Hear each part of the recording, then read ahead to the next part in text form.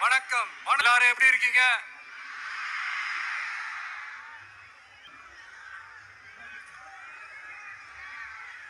இந்த ஒன்றிய அரசுக்கு தான் தமிழ்நாடு ஒரு தனி மாநிலம், புதுச்சேரி ஒரு தனி யூனியன் பிரதேசம். அவங்களுக்கு தான் தமிழ்நாடு தனி, புதுச்சேரி தனி, இப்படி எல்லாம் இருப்பாங்க. ஆனா நமக்கெல்லாம் அப்படி கிடையாதுங்க. நாமெல்லாம் வேறு வேறு கிடையாது. நாம் எல்லாரும் ஒண்ணுதான்.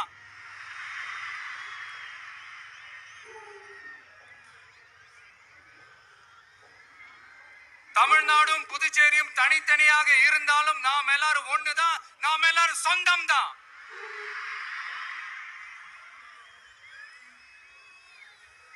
வேற வேற வீட்டுல, வேற வேற ஊர்ல, வேற நாட்டுல, வேற ஸ்டேட்ல இருக்கிறதுனால நாம் எல்லாரும் சொந்தங்கள் இல்லைன்னு ஆயிட முடியுமா? அது எப்படி முடியும்? இப்ப பாத்தீங்களா, ஒருத்தருக்கு ஒருத்தர் பாத்துக்கும் போது அந்த பாச உணர்வு, அதுதாங்க. அது மட்டும்தான். அது இருந்துட்டாலே போதும், வேற எதுவுமே தேவையில்லை.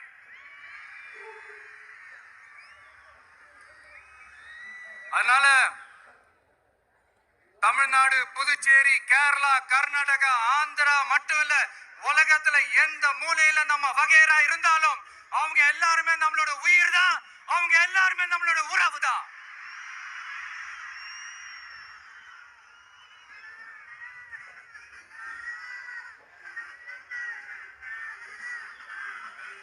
புதுச்சேரினாலே உடனே ஞாபகத்துக்கு வர்றது மணக்குள விநாயகர், அரவிந்தர் ஆசிரமம், பில்லியனூர் மாதான் சொல்லி இவங்க எல்லாரும் ஞாபகத்துல வருவாங்க. அது மட்டும் இல்ல, மகாகவி பாரதியார் அவர்கள் இருந்த மண், பாவேந்தர் பாரதிதாசன் அவர்கள் பிறந்த மண். அது மாதிரி இன்னும் சிறப்புகளை அடுக்கிக்கிட்டே போலாம். ஆனா அரசியல்னு வந்துட்டா ஒரு முக்கியமான விஷயத்தை பத்தி நம்ம சொல்லி ஆகணும். 1977ல புரட்சி தலைவர் எம்ஜிஆர் அவர்கள் தமிழ்நாட்டில் ஆட்சி அமைச்சாங்க.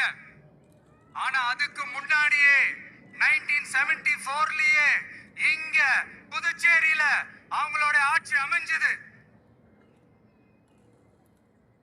அதனாலதான் அப்பவே சொன்னாங்க, நமக்காக வந்தவர் எம்ஜிஆர், அவரை தமிழ்நாட்டுல மிஸ் பண்ணிடாதீங்கன்னு நமக்கு அலர்ட் பண்ணதே புதுச்சேரி தான். அப்படிப்பட்ட புதுச்சேரியை நம்மளால மறக்க முடியுமா? அது மட்டும் இல்ல, இங்க இருக்கிற மக்கள் தமிழ்நாடு மாதிரியே புதுச்சேரி மக்களும் என்ன கிட்டத்தட்ட ஒரு 30 வருஷமா என்ன தாங்கி பிடிச்சுக்கிட்டு இருக்கிறீங்க.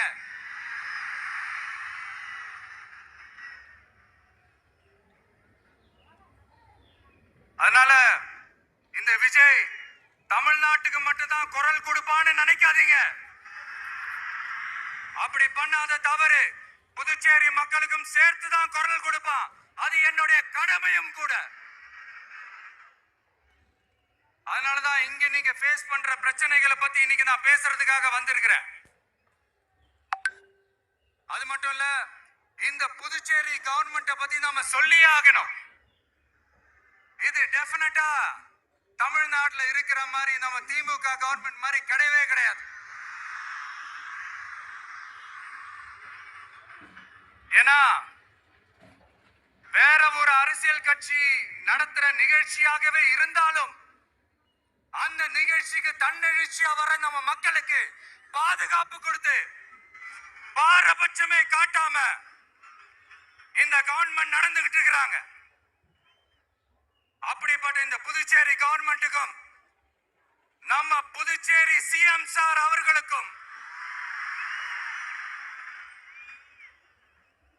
இந்த நேரத்தில் என்னுடைய மனப்பூர்வமான நன்றிகளை தெரிவிச்சுக்கிறேன். இத பார்த்தாவது தமிழ்நாட்டில் இருக்கிற அந்த திமுக கவர்மெண்ட் கத்துக்கிட்டா நல்லா இருக்கும்.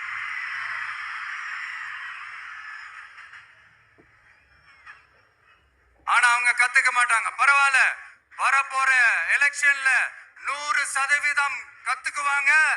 அத நம்ம மக்கள் பாத்துக்குவாங்க.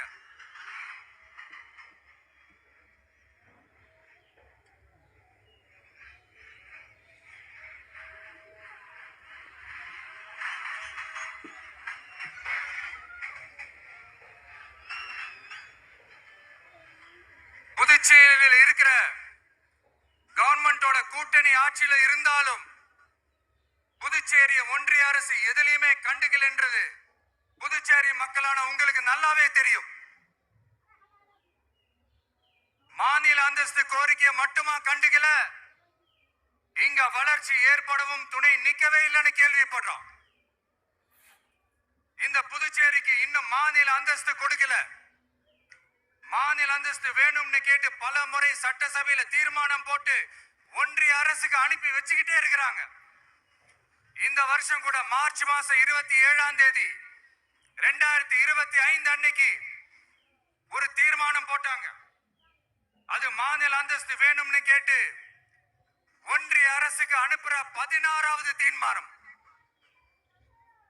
புதுச்சேரி காரைக்கால் பகுதிகளில் மூடப்பட்ட 5 மில்கள், பல்வேறு தொழிற்சாலைகளை மீண்டும் திறக்கிறதுக்கு இதுவரைக்கும் ஒரு துரும்ப கூட கிள்ளி போடல. பல்லாயிரக்கணக்கான இளைஞர்களோட வேலை வாய்ப்புக்காக எதையுமே செய்யல. இங்க ஒரு ஐடி கம்பெனி உருவாகணும்ன்றது எண்ணமே இல்ல. அத பத்தி யார் பேசினாலும் அது அவங்க காதல விழவே விழல.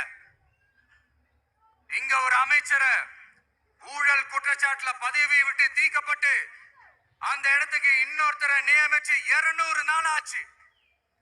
இன்னும் அவருக்கு ஒரு இலாக்காவே தரல.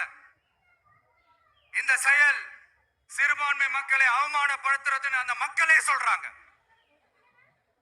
புதுச்சேரியோட முக்கிய அங்கமாக இருக்கிற காரைக்கால், மாகே, ஏனாம் பகுதிகளில் எல்லாம் முன்னேற்றமே இல்லைன்னு அந்த பகுதி மக்கள் சொல்லிக்கிட்டே இருக்கிறாங்க. குறிப்பா காவிரியோட கடைமடை பகுதியான காரைக்காலை மொத்தமா கைவிட்ட மாதிரி தான் இருக்குது. இது எல்லாமே முன்னேற்றம் அடையணும். டூரிஸ்ட் பிளேஸ் ஆன புதுச்சேரியில போதுமான அளவு பார்க்கிங் வசதி இல்ல, போதுமான அளவு கழிப்பறை வசதி இல்ல. இதெல்லாமே மேம்படுத்தணும்.